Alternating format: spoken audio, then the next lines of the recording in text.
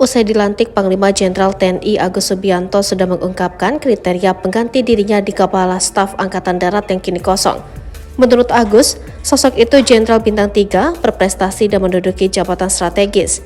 Meski tidak menyebutkan siapa sosok penggantinya, namun mencuat 3 nama calon kuat, yakni Pangkostrat Letjen Maruli Simanjuntak, Kepala BNPB Letjen Suharyanto, dan Koordinator Staf Ahli Kasat Letjen TNI I Nyoman Cantiasa.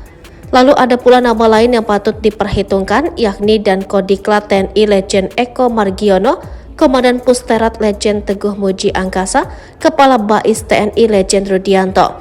Lalu Sesmenko Polhukam Letnan Jenderal TNI Teguh Pujo Rumekso MTR Han. Teguh Pujo adalah sosok peraih Adi Makayasa, lulusan terbaik teman seangkatan Panglima TNI Agus Subianto. Lantas siapa sosok Maruli Simanjuntak MSC? Kenapa namanya masuk dalam urutan nomor 1 sebagai calon kuat? Tercatat dia sosok jenderal berprestasi, memiliki pengalaman panjang dan lengkap sebagai prajurit. Maruli merupakan lulusan Akmil 1992, mengawali karirnya di Korps Baret Merah, pernah menjabat Komandan Batalion 21, Grup 2 Kopassus dan Komandan Sekolah Komando Pusat Pendidikan dan Latihan Pasukan Khusus.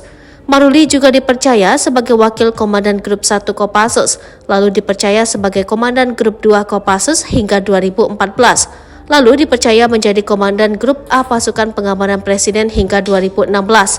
Setelah itu karirnya terus menanjak menjadi Komandan Korem 074 Waras Pratama pada 2016, menjabat Danrem 074 dan meraih penghargaan sebagai Danrem terbaik dalam bidang upaya khusus ketahanan pangan tingkat nasional tahun 2016. Lalu tahun 2017 hingga 2018, menantu Luhur Binsar Panjaitan ini menduduki jabatan Wakil Komandan Pas Pampres, lalu pindah menjadi Kepala Staf Komando Daerah Militer 4 di Ponegoro. Selanjutnya menjabat Pangdam 9 Udayana, beliau kembali memainkan tangan dinginnya untuk membantu masyarakat membangun ratusan titik sumur di wilayah yang sulit air bersih.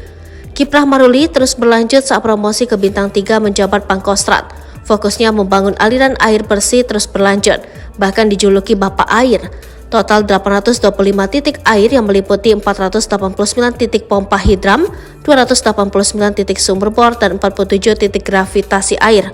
Program ini memberikan akses air bersih ke masyarakat dengan total penerima manfaat 191.857